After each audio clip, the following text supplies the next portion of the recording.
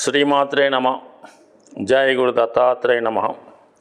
ఈ వీడియోలో మనం ఆగస్టు 16వ తారీఖు నుంచి 31వ తారీఖు మధ్యలో జరగబోయే పక్ష ఫలితాలు ఏ విధంగా ఉండబోతున్నాయి అని తెలుసుకుంటూ, మరి ఈ పక్షంలో ముఖ్యంగా ఉన్నటువంటి గ్రహస్థితి మనం పరిశీలించినప్పుడు మరి రవి సంక్రమణం జరిగింది. అది రవి స్వక్షేత్రమైనటువంటి సింహరాశిలోకి ప్రవేశిస్తూ అక్కడ ఉన్నటువంటి బుధ శుక్రుల్ని కలవడం అన్నది ఒక గొప్ప స్థితి ఈ జాతకానికి ఈ పక్షంలో ఏర్పడడం జరిగింది. ఈ కారణం వల్ల బుధాదిత్య యోగం, అత్యంత బలమైనటువంటి బుధాదిత్య యోగం జరిగింది. అలాగే ఉన్నత విద్యాయోగం కూడా ఏర్పడడం జరిగింది. మరి ఈ రవిగ్రహం పైన శని యొక్క సప్తమ దృష్టి పడటం కూడా జరిగింది. ఇది కొంతవరకు ప్రభుత్వ అధికారులకి, రాజకీయ నాయకులకి ఇబ్బంది కలిగే సూచన కనబడుతుంది. ఇక వృషభ రాశిలో కుజ గురులు మిత్రగ్రహాలై శత్రుక్షేత్రంలో ఉండడం, శని గురువుల మధ్య కేంద్ర స్థితి, కుజ శనుల మధ్య కేంద్ర స్థితి, ఇది కొంతవరకు ఒక రాజకీయ సంక్షోభాన్ని తెలియజేస్తూ ఉంది. అలాగే కుటుంబ సభ్యుల మధ్య విభేదాలు సూచించే అవకాశాలు ఎక్కువగా ఉన్నాయి. ఇక రాహు కేతువులు, కేతువు కన్యారాశిలో సంచరించడం జరిగింది. ఇది ప్రజల యొక్క ఆరోగ్యం మీద ఎక్కువ ప్రభావం చూపుతూ ఉంటుంది. కొన్ని అంటువ్యాధులు లాంటివి ప్రబలే అవకాశం ఉన్నది. అలాగే మరి రాహు మీనరాశిలో సంచరించడం వల్ల ఆధ్యాత్మిక కేంద్రాల్లో అవినీతి కార్యక్రమాలు లాంటివి జరగడం, అలాగే కొన్ని ఆధ్యాత్మిక సంస్థల్లో కానీ దేవస్థానాల్లో కానీ అవినీతి లాంటివి జరగడం, కొంతవరకు వ్యతిరేక కార్యకలాపాలు అందులో ఉన్నటువంటి ఉద్యోగులు చేయడం వల్ల కొంత ఇటువంటివి బయటపడి ఇబ్బందులు లాంటి మన యొక్క సంస్కృతికి మచ్చ తెచ్చే విధంగా జరిగే అవకాశం ఉన్నది. అయితే ఆర్థిక పరంగా మనీ టైట్ ఏర్పడుతుంటుంది.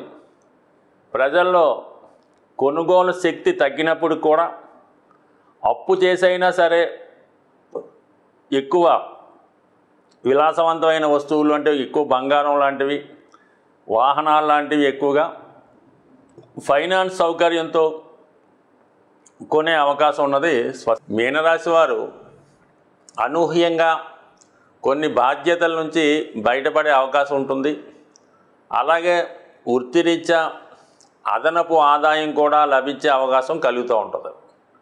సో ఇది దృష్టిలో పెట్టుకొని జాతకుడు కొత్త కమిట్మెంట్ పెట్టుకోకుండా సాధ్యమైనంత వరకు ప్రస్తుతం వస్తున్నటువంటి ఆదాయాన్నే సరిపెట్టుకోవడం మంచిది.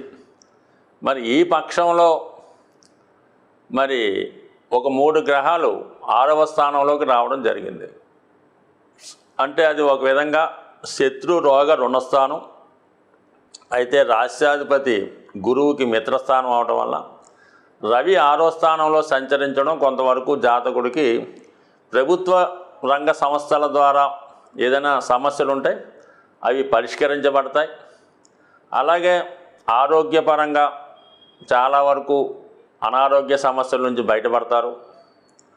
ఏదన్నా ప్రభుత్వ లావాదేవీలు, కోర్టు సమస్యల నుంచి కూడా బయటపడతారు. అంటే ప్రభుత్వ ఫేవర్ మీకు లభిస్తుంది. ప్రభుత్వ ఉద్యోగం కొరకు ప్రయత్నం చేస్తున్న వారికి చాలా అనుకూలంగా ఉంటుంది. ఇంతవరకు ఓకే. అయితే బుధుడు సప్తమాధిపతిగా బుధుడు 6వ స్థానంలో ఉండడం, శుక్రుడు కూడా 6వ స్థానంలో ఉండడం వల్ల మీకు జీవిత భాగస్వామితో విభేదాలు, ముఖ్యంగా భార్యతో విభేదాలు కానీ, భార్యకి అనారోగ్య సమస్యలు కానీ, ఉద్యోగరీత్యా భార్యాభర్తల మధ్య ఎడబాటు కానీ వచ్చే అవకాశం ఉన్నది.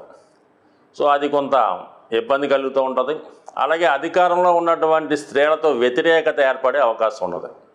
ఇది ఈ విధంగా ఉంటే ధన విషయంలో చాలా వరకు ధన ఇబ్బందులు కలుగుతూ ఉంటాయి. అంటే శుక్రుడు మీకు ధనాన్నిచ్చే గ్రహం, తృతీయ అష్టమాధిపతిగా ఉన్నటువంటి శుక్రుడు సింహరాశిలోకి పడడం వల్ల మరి ధనం విపరీతంగా ఖర్చు అవ్వడం జరుగుతూ ఉంటుంది.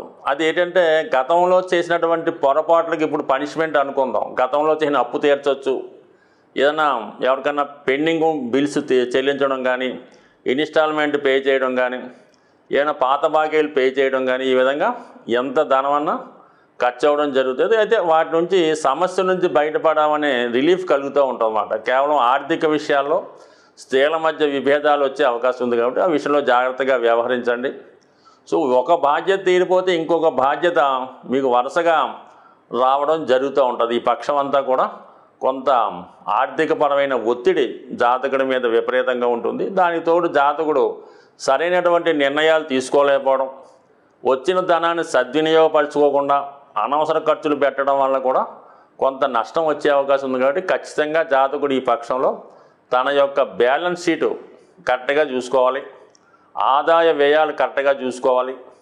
అనవసర ఖర్చులు ఏమన్నా ఉంటే, అక్కలేని ఏమన్నా ఉంటే అవి వాయిదా వేసుకొని ఇంపార్టెంట్ అయినవి మాత్రం ముందు పే చేయవలసి ఉంటుంది. దానివల్ల జాతకుడు బయటపడతాడు, కొంతవరకు ఇబ్బంది నుంచి ఉండదు. ఇది ఇలా ఉంటే విద్యార్థులకు మాత్రం చాలా సక్సెస్ఫుల్గా ఉంటుంది. వాళ్ళు ఏదైనా ఇంటర్వ్యూకి వెళ్ళినా, పోటీ పరీక్షలో రాసినా 100% దాంట్లో విజయం సాధిస్తారు. క్రీడా రంగంలో ఉన్న వాళ్ళకి కూడా చాలా అనుకూలంగా ఉంటుంది. తృతీయ స్థానంలో ఉన్నటువంటి కుజుడు మీరేమన్నా కాంపిటేటివ్ ఎగ్జామ్స్కి వెళ్తున్నా, పోలీస్ డిపార్ట్మెంట్ లాంటి ఏమన్నా ఫిజికల్ ఫిట్నెస్ లాంటి టెస్టులు ఏమన్నా ఉంటే వాటిలో చాలా సక్సెస్ఫుల్గా సాధించే అవకాశం ఉంటుంది. సో అలాగే మరి తృతీయ స్థానంలో ఉన్నటువంటి రాష్ట్రాధిపతి, దశమాధిపతి 3వ స్థానంలో ఉన్నప్పుడు ఉద్యోగంలో ఎక్కువ ఒత్తిడి ఉంటుంది. ఉద్యోగాన్ని టెంపరీగా సెలవు పెడదామని కానీ, కొన్నాళ్ళు మానేద్దామని కానీ ఆలోచనలు వస్తుంటాయి. సో ఏదైనా మీ జీవితంలో ఉద్యోగం అన్నది ఎట్టి పరిస్థితుల్లో కూడా ప్రయోగాలు చేయొద్దు. సెలవు పెట్టడం కానీ, లేదంటే మానేయడం కానీ, ఇలాంటి ప్రయత్నాలు చేస్తే 100% మీరు ఫ్యూచర్లో దాని యొక్క ప్రభావం మీ మీద పడే ఉంటుంది. కాబట్టి సాధ్యమైనంత వరకు ఎంత కష్టమైనా ప్రస్తుతం మీరు చేస్తున్నటువంటి ఉద్యోగాన్ని విడిచిపెట్టే అవకాశం లేదు. ఎవరైనా మీరు చేస్తున్న ఉద్యోగం మానేసి మా దగ్గరికి రండి, మీకు నిర్మాణంగా చూసుకుంటాం అంటే మాత్రం అది నమ్మవద్దు.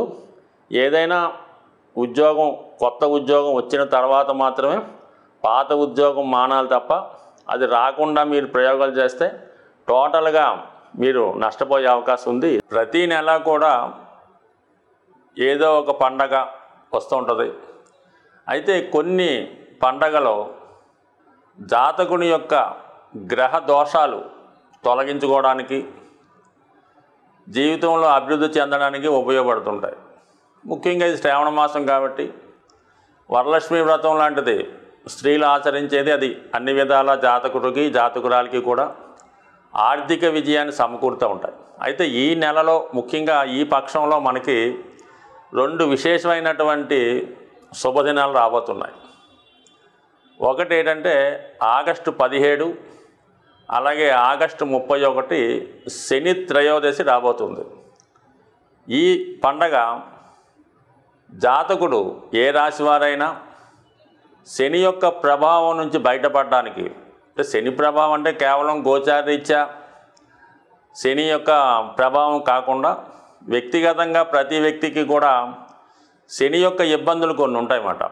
అవి ఏంటంటే జాతకుడికి వ్యసనాల మీద ఆసక్తి, ఏదో ఒక బలహీనత, అప్పులు ఉండడం, బద్ధకం ఉండడం, నిజాయితీగా వ్యవహరించకపోవడం, సరైనటువంటి వస్త్రధారణ చేయలేకపోవడం, అలాగే దైవాన్ని పెద్దల్ని దూషించడం, ఇవన్నీ కూడా శని యొక్క లక్షణాలు. ఈర్ష్య, అసూయ, ద్వేషం, కోపం ఇవి కూడా శని యొక్క ఇబ్బందులు అన్నమాట. ఇవి తగ్గించుకోవాలంటే ఖచ్చితంగా మీరు కేవలం ఈ శని త్రయోదశి నాడు విధి విధానంగా శని దేవాలయంలో కానీ, లేదా నవగ్రహాలు శివాలయంలో ఉన్నటువంటి నవగ్రహాల్లో ఉన్నటువంటి శని భగవాన్ని విధి విధానంగా తైలాభిషేకం ద్వారా అక్కడ ఉన్నటువంటి ఆచారం ప్రకారం అక్కడ ఉన్నటువంటి పురోహితునితే మీరు చాలా వరకు విధి విధానంగా శని భగవాన్ని పూజించి అదే దేవాలయంలో శివుణ్ణి కూడా అభిషేకం చేసుకొని ఆ రోజంతా కూడా చాలా నియమ నిష్టలతో వ్యవహరించాలన్నమాట. ఆయిల్తో చేసిన పదార్థాలు తినకూడదు, ఇంకా ఉల్లిపాయ వెల్లుల్లిపాయ ఇంకా అటువంటి అసలే వద్దు. ఎవరు ఎంత బలవంతి పెట్టినా కూడా ఎటువంటి మత్తు పానీయాలకు కానీ అలాగే ఇతర ఆహార పదార్థాలు ఎట్టి పరిస్థితిలో కూడా ముట్టుకోవద్దు. మనం పూజ చేసిన ఉదయం నుంచి మర్నాడు సూర్యోదయం అయ్యేదాకా కూడా భూమి మీదే పడుకోవాలంటే కింద పడుకోవాలి. సంసార సుఖానికి చాలా దూరంగా ఉండాలి. ఎటువంటి చెడు ఆలోచన లేకుండా దైవ సంకల్పంతో వీలైతే హనుమాన్ చాలీసా, విష్ణు సహస్రనామం పారాయణ చేస్తూ అది ఏదైనా ఫ్రూట్స్ ఆహారంగా తీసుకొని ఆయిల్ లేని తింటూ ఆ ఒక్కరోజు గడిపితే ఖచ్చితంగా మీకు శని యొక్క అనుగ్రహంతో మీ బలహీనతలు, మీ రుణాలు, ఇది విద్యార్థులకు కూడా చాలా జ్ఞాపక శక్తిని పెంచి బద్ధకాన్ని తగ్గించే విశేషమైనది. ఈ 2 రోజులు చేయక్కర్లేదు, కనీసం ఆగస్టు 17 కానీ 31 కానీ చేస్తే సరిపోతుంది. వీలుంటే 2 చేసుకుంటే చాలా బలం ఎక్కువగా ఉంటుంది అన్నమాట. ఒక దాంట్లో చిన్న పొరపాటు ఉన్నా రెండో దాంట్లో దాన్ని సరి చేసుకోవచ్చు. ఇక ఇంకోటి ఏంటంటే సంకష్టహర చతుర్థి ఆగస్టు 22. ఇది కేతు ప్రభావం నుంచి తప్పించే ప్రయత్నం జరుగుతూ ఉంటుంది. అంటే కేతు వైరాగ్యాన్ని కారకుడు, ఏదొచ్చినా కూడా చేయదాకా రాదన్నమాట. అటువంటి వారు ఈ సంకష్టహర చతుర్థి రోజు విధి విధానంగా గణపతి హోమం కానీ గణపతికి అభిషేకం చేయడం వల్ల సాయంకాలం చంద్రోదయం అయ్యేంత వరకు కూడా ఉపవాసం ఉండి దాని తర్వాత విధి విధానంగా భగవంతుని ప్రసాదం తీసుకొని ఆ రోజు కూడా నియమంగా ఉంటే ఖచ్చితంగా ఈ నెలలో ఈ పక్షంలో వచ్చినటువంటి ఇది ఆచరించడం వల్ల మరి జాతకంలో ఉన్నటువంటి సమస్త సకల దోషాలు సంపూర్ణంగా అయ్యే అవకాశం ఉంది. ఇది ఏ రాశితో సంబంధం లేదు, అందరూ చేసుకుంటే మంచిది. స్వస్తి.